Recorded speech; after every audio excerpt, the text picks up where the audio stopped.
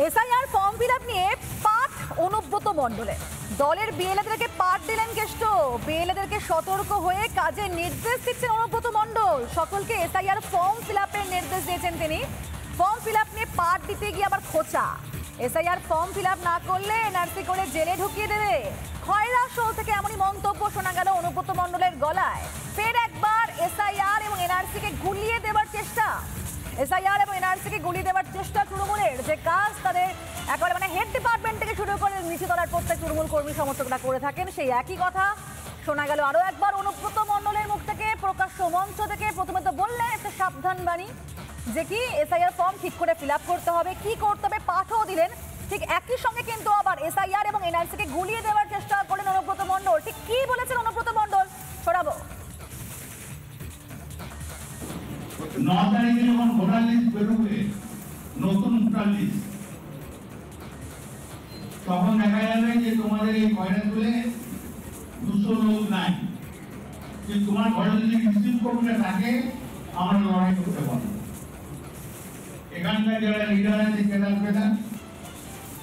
এরা গিয়ে লড়াই করতে পারবে, তার সঙ্গে আমরা যাবো।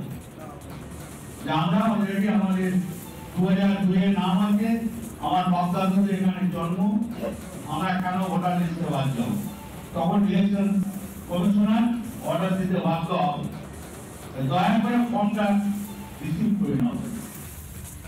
এসআইআর নিয়ে সেই ভয় দেখানো, সেই এসআইআর এবং এনআরসিকে গুলি দেওয়ার চেষ্টা অনুব্রত মণ্ডলে। তবে এই নিয়ে বিজেপি বিধায়ক অনুপ সাহা তিনি কি জানিয়েছেন সেটাও শুনুন আপনারা।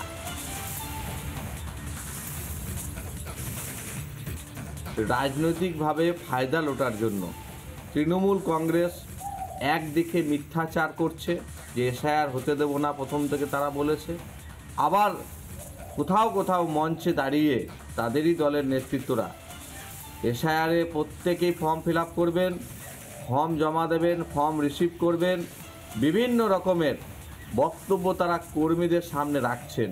একরকম বক্তব্য আপনি পাবেন না, এক এক মঞ্চে এক এক রকম বক্তব্য দিয়ে মানুষকে বিভ্রান্ত করে। ইলেকশন কমিশন এসআইআর করছেন, তৃণমূল কংগ্রেস তো এসআইআর করছে না। তাই তৃণমূল কি বলছে না বলছে মানুষকে শোনার কোনো দরকার নেই, ইলেকশন কমিশনের কথা শুনবেন। এসআইআরের পাঠশালায় গুরু কেষ্ট এবং শুধু পাঠ দান করছেন না, তার সাথে সাবধান বাণীও শোনাচ্ছেন দলের বিএলএদের। খয়রাশোল ব্লক দুবরাজপুর বিধানসভা কেন্দ্রের সেখানে একের পর এক এসআইআর ক্যাম্পে যান অনুব্রত মণ্ডল, আর সেখানেই তিনি কিন্তু স্পষ্ট করেছেন যে এসআইআরের ফর্ম ফিল আপ করতে হবে এবং ফর্ম ফিল আপ করার পর বিএলওর কাছ থেকে সেই ফর্মের রিসিভ কপিও নিতে হবে, না হলে কিন্তু পরে সমস্যা হবে। সেক্ষেত্রে কারো কিচ্ছু করার থাকবে না। যেখানে দলনেত্রী সহ তৃণমূলের সর্বোচ্চ নেতৃত্ব এসআইআরের চরম বিরোধিতা করছেন, সেখানে কি ভবিষ্যৎ দোষটা হয়ে পড়েছেন অনুব্রত মণ্ডল। আর তাই আগে থেকে দলের কর্মী সমর্থকদের সাবধান বাণী শোনাচ্ছেন যে যেন কেউ এসআইআরের ফর্ম ফিল আপ করতে ভুল না করেন। এমনকি বিএলএদের তিনি বলছেন কোনো ভুল তথ্য যেন না জমা দেওয়া হয়, কারণ ভুল ধরা পড়লে শিহরে বিপদ। কমিশন তা স্পষ্ট করেছে, আর তাতেই সাবধান বাণী অনুব্রত মণ্ডলের। আর এ নিয়ে কিন্তু কটাক্ষ করছে বিজেপি নেতৃত্ব। বীরভূম থেকে ভিডিও জার্নালিস্ট লালটুর সাথে মনোরঞ্জন, রিপাবলিক বাংলা। নানা ধরনের কন্টেন্ট দেখার জন্য লাইক করুন, শেয়ার করুন আমাদের ফেসবুক পেজ, সাবস্ক্রাইব করুন আমাদের ইউটিউব চ্যানেল। পাশাপাশি অন্যান্য ব্রেকিং নিউজের জন্য অবশ্যই চোখ রাখুন রিপাবলিক বাংলায়।